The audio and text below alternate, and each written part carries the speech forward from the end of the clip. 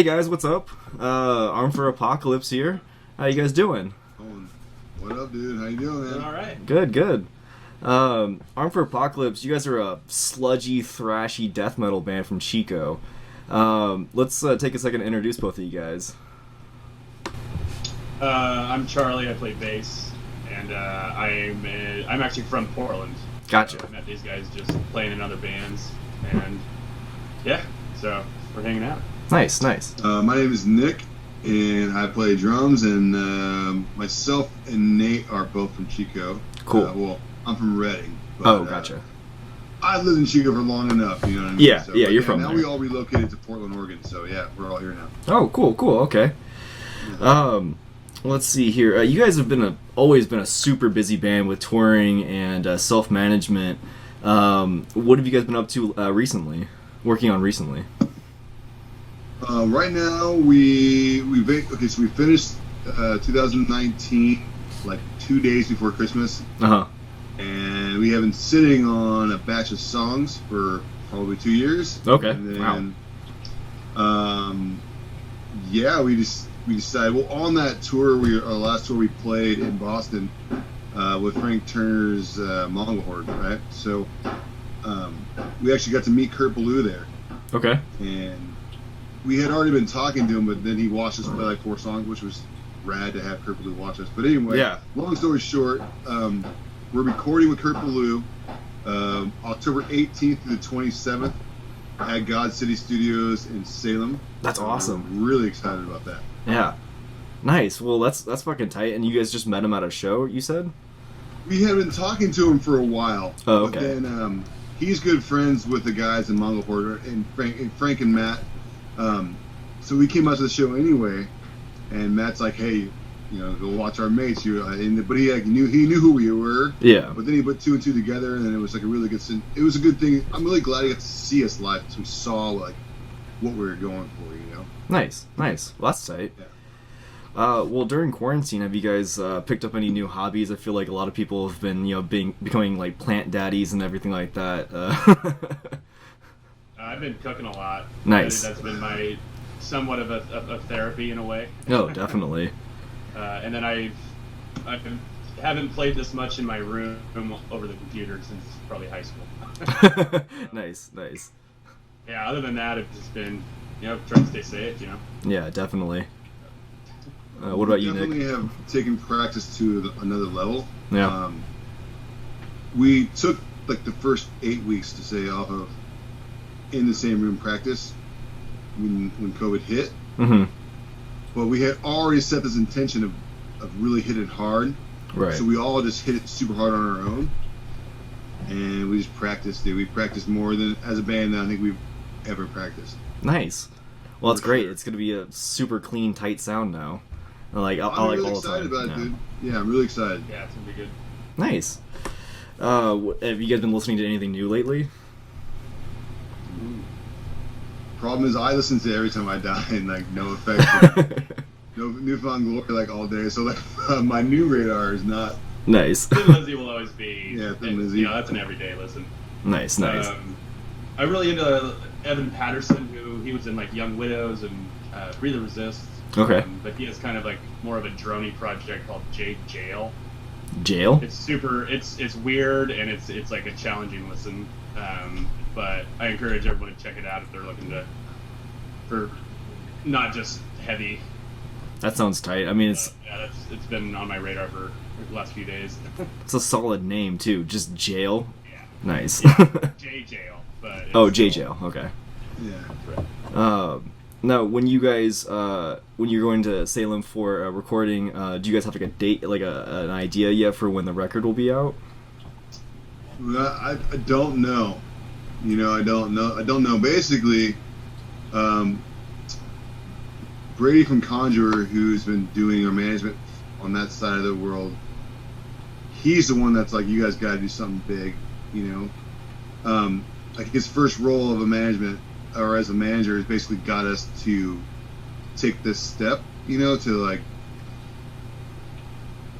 paying every dime we are going to make for the next couple of years, literally to go get this recording done. But from there, essentially, our management will take it from there, and hopefully something cool will happen. We have Trevor Phipps from Unearth. He does our U.S. management, and Oh, cool. Brady from Conjure. So hopefully something, but regardless, Well, we're yeah. confident that we're going to have a rad record in the bag. Nice. Yeah, it's difficult to give like a real date like nowadays, but you've mentioned that like Conjurer and and guys from Unearth are doing your management. You've done a lot of like self management too, right? Yeah, Yeah. for sure. Self-management, self-booking, but Kale, who doesn't tour with us anymore, Mm-hmm. but he and I started the band. He has kind of always been our, like, concierge, I guess you could say, if Okay. you will. So, like, because I do a lot of the day-to-day, I guess you'd say, management stuff. Gotcha. Well, you know me, Yeah, we've been talking through email for years. Yeah. dude, for years, literally, because I work for Atomic Music Group. So like you and I, like I'm always kind of in the booking, but then like Kale's always kind of had the vision of like, well, is that a good idea? Should we be doing that kind of stuff? Because Right. like but so yeah, I mean, ultimately we have been since like 2015. We've been kind of just doing our own thing. Nice. It's interesting. I lived in Spain for 2 years, and then when we got back, it was like, let's hit the road hard. So the last 2 years, we've toured more than I think we've ever have, Mm-hmm. but all DIY. Nice. So Yeah, it's super important for bands to always like know how the management and booking works on their end. They should be, Mm-hmm. there should be at least somebody in the band who's doing it before you guys like get a manager or a booking agent and all that stuff. Like you need to know like how all that stuff works. It's super important. you got dude. I'll get hit up by bands as an agent, and they're like, dude, can you manage our band or can you be our agent? Mm-hmm. And I'm always like, who does your booking now? Yeah. And they'll say, oh, we don't really know, blah, blah, blah, or whatever. It's like, if you guys don't know the ins and outs of why you're playing these shows and how many miles, how much it costs to get from San Francisco to Portland, Mm-hmm. like, you're never going to understand, you're never going to appreciate it. Yeah. Whereas, like we booked tours for ourselves in the UK, so now I know, like, Bournemouth to London, it's like 2 hours. Uh-huh. But, like, if you didn't know that, how would you know that? Yeah. Right. It's also, I think, important to like stay on the road. Like, Oh, even yeah. if you're not on like the tour of your life, but you have to stay out there. And I think we got that Mongol Horde tour when we were up in Canada. We were just doing in- like a little no, cut we- your teeth. We were at Phil's house in Hull. Oh wow, okay. Yeah, then- So we were even. I don't even know where I am right now. But yeah, just like you just stay out there and you do like the DIY stuff, you will get those offers. Nice. To do something even cooler.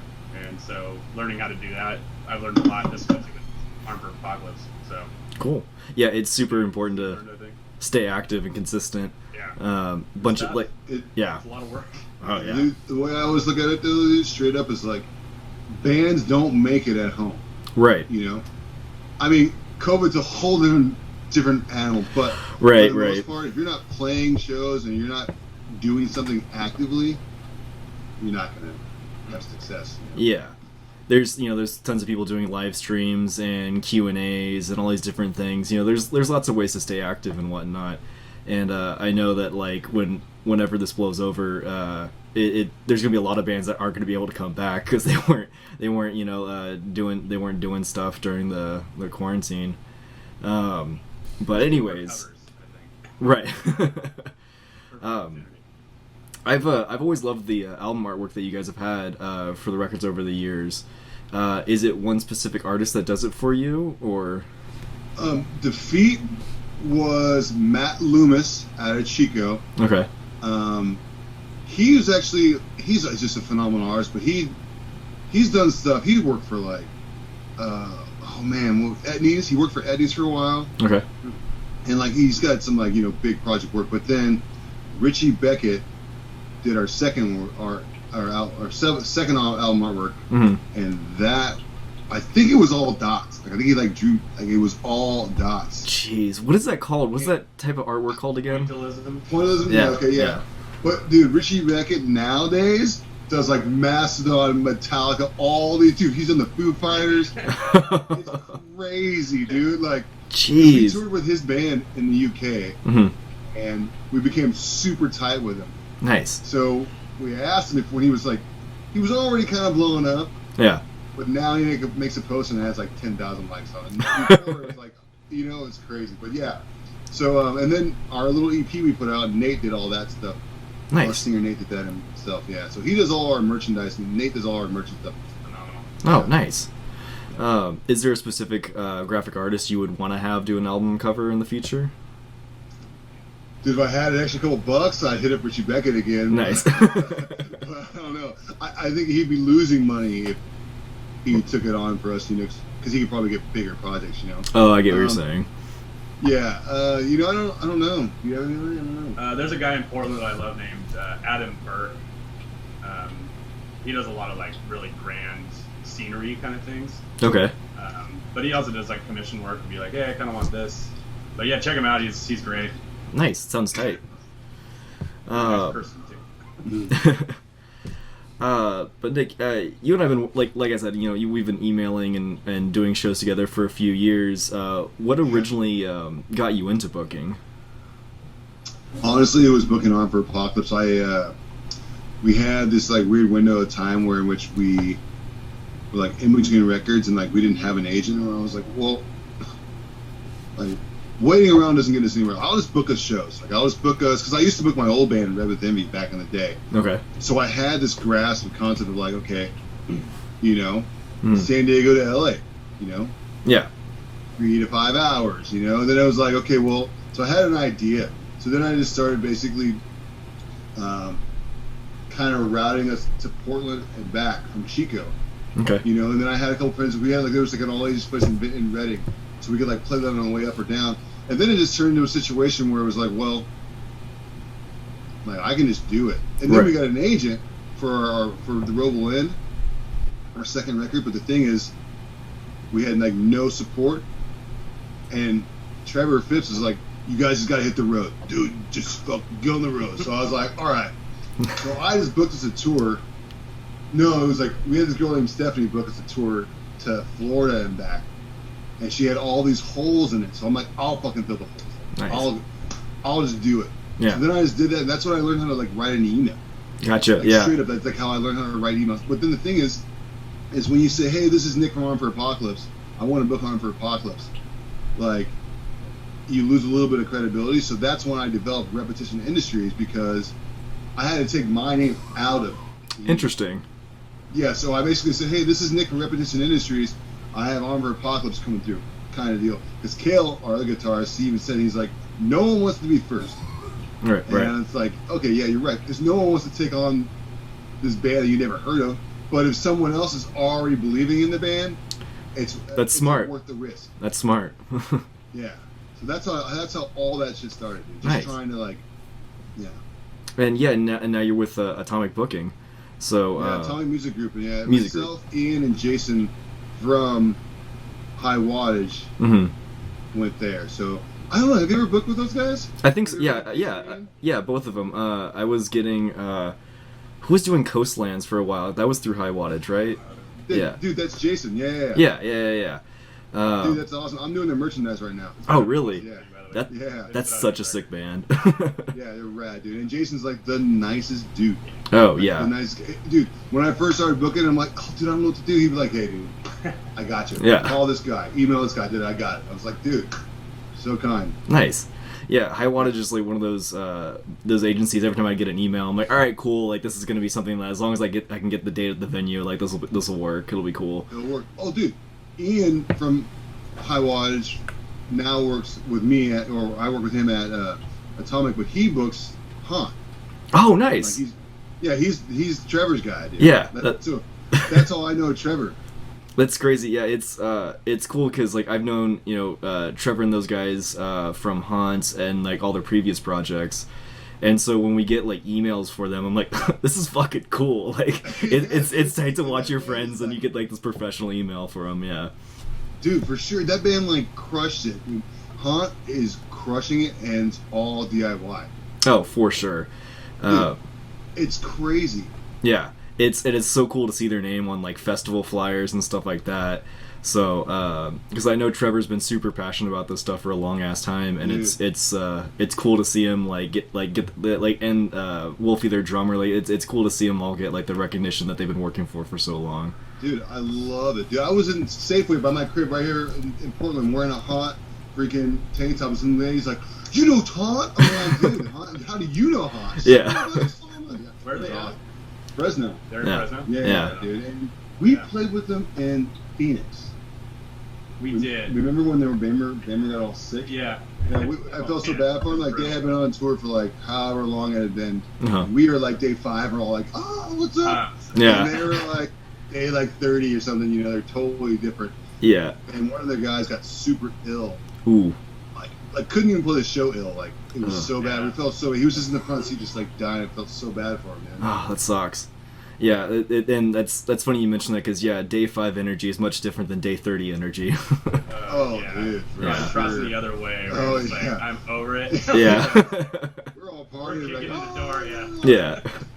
Oh man. It's always fun to like work a show like when it's like it like if it's like a big like tour production, like on the first day of tour, like everything's a mess because like they're getting like the like how everything's supposed to go, but everyone's got like good energy. And then, or like versus the last day of somebody's tour where everything's just piled into the van. They're like, I don't care, let's just play. Yeah, just get it in there. We're out of merch anyway. Let's just go. Yeah. But what? Speaking of shows, though, like with all the venues you guys have played over the years, what are some venues that you would say need to be protected at all costs during this time? Like locally, maybe too. High water mark in Portland. Okay. Please support. Yeah. That's a great spot. And that venue particularly is rad because it's a neighborhood bar, but they get rad packages that go through there. So, like, it's just one of those places that, because of where it is, these rad bands come in that would normally go downtown. Right. Or something like that, but they're like in a neighborhood that's literally less than a mile from our house. Nice. You know what I mean? It's a neighborhood bar, but it has a rad show. And like the promoter there, Chris, is like just super good dude. Sound guys are all good. They treat you super well. Nice. You know, and then I don't know if this counts, but there's a place called the Dev. I think it's called the Devonshire, right? Devonshire Arms in London. Okay. It's in Camden. It's one of these rooms that fits like 200 people, if that. But it's a bar all the time. But the thing is, we've played some of our best shows there because they're free shows. Oh, cool. And it's a metal rock bar, so you can just go in there Nice. and hang out on a fucking Tuesday or whatever and see a rad band for free. Nice. And these are the kind of places. And it's like in Camden, it's just like this pocket of London that's like, I don't know if it's hip or whatever, but there's a lot of stuff going on there. Mm-hmm. So I think the fact that it's free. Yeah. Like, so places like that. Yeah. Like, or dude, like Nicky Nav's place in Fresno. That Tower Music. Oh, yeah. Tower Records. Tower Records. Like that kind of place where like you can go watch a show for free or just donate. Yeah. But the bands can play a rad show, make a couple $100. Yeah. It's like we need those places to stick around. Yeah. Era Project in Seattle is another one that's like that. It's all ages, super safe spot. Cool. And all kinds of music, all kinds of visual art, really. Yeah. Nice. So yeah, I think places like that I do worry about because they don't have the bar to have to-go food just to survive or. Right. There's hopefully like merch and GoFundMe's for each spot. Yeah. One more place that I know for sure. It's okay. So I personally love the venues that allow the locals to play. Yeah. And what I mean by that is like, take On for Apocalypse. We can't pack a fucking 300 cap room in Seattle, but the room next door that has 100 people, we can play a good show there, and no one loses a bunch of money. Right. So the El Corazon in Seattle, Mm-hmm. they have a big room and a smaller room. Their smaller room is called the Funhouse. Nice. I can't tell you how many times we played there, but the bottom line is on a Sunday night or a Monday night where you can't get a show anywhere, you can have a really good show at these kind of places. No one loses money. Yeah. Because it's not, the overhead's really small. Yeah. and you can still play a rad show. Like, those are the kind of places that need to be there. Yeah, for sure. Because not every band that's touring from freaking Boise that is a great band, but if they don't bring out 150 people, the venue loses money. That sucks. And they don't get the show. Then it just sucks. It hurts everybody. But yeah, like the places that like work with all of the space that they have, and they have like multiple stages. That's always like really good. Because you can have, there's been shows where I've worked at certain venues where, we expected a certain ticket count and then we didn't get it, and so we're like, all right, it's going into the smaller room, and it becomes it becomes a better experience that way for everybody anyways, because it even fans don't want to be in an empty room or whatever, so and it's more fun, it's a little more intimate, and that shit's sight. We also did a show at El Corazon and played the small bar, but next door in the big venue there was a sold out Killing Joke show. Oh fuck! And I was talking to whoever, I can't remember who. Dana. Yeah, Dana. And I was like, is it cool if I go and watch Killing Joke? And he's like, hell yeah. So we played a rad set, and then I got to go watch a free Killing Joke show. Nice. Yeah. Nice. Drink some beers. It was awesome. So yeah, that's pretty tight. Those staggering small big venues are awesome. For many reasons. Yeah. Are you familiar with Chico at all? I think I've only been there like once or twice, honestly. Let me just tell you a quick, brief story about Chico, right? Yes. There used to be a venue called the Brickworks. Okay? The Brickworks was the raddest venue. I saw Pennywise there, I saw Lagwagon there, but then my old band would play there. And Kale's old band called Odd Man, on a Thursday night, if there was 150 people there, it was the dopest show ever. But what happened was the Brickworks closed. So then all those bands, like the Used back in the day, like in 2002, the Used played there. Damn. To like 200 people. Yeah. But the thing is, now the next venue that you can play is 1,500 people. Ah, jeez. So now all those bands skip Chico. Yeah. So what happens is Chico's music scene died because all those rad bands, all the locals would just kill to open for. Yeah. That doesn't happen anymore. Right. So the whole scene's like slowly dwindled. It sucks. Yeah. That's what happens when the small venues close. Yeah, the smaller towns too. Yeah, the small and mid-sized venues are probably the most important ones because you can have arenas, but like even the arena shows would be hurt if they don't have these smaller venues to like kind of boost up their attendance. And it's cool. Fresno, like, because I moved out of Fresno, but like Fresno's got like it goes in waves sometimes, but it's always had a good number of smaller venues and mid-sized venues. So they manage to stay afloat for the most part, which is really cool. And lots of people shit on the scene, say that Fresno scene is dead, but it's like, no, like it's got plenty of stuff going on here. Maybe you just don't go to the right venues or something. So you didn't do something yourself, right? Yeah. If people aren't doing their research, that's a completely different thing, and there's been lots of that. Just because you don't know about it doesn't mean it doesn't exist. Yeah, exactly. Does Eddie Numbskull have a smaller venue? Strummers, yeah. That's a small venue? Yeah, well that's like there's like the right side, right? The small side? Oh, yeah, there's the bar side to that. And there's like a corner where we'll put bands in there and like sometimes DJs. And when we have like theme nights there, we'll have like everybody in the main room and then like a second DJ or something like that in the other room. So you can work both sides at the same time, which is always a good show. Cool. What would be like a dream band for both of you guys to tour with?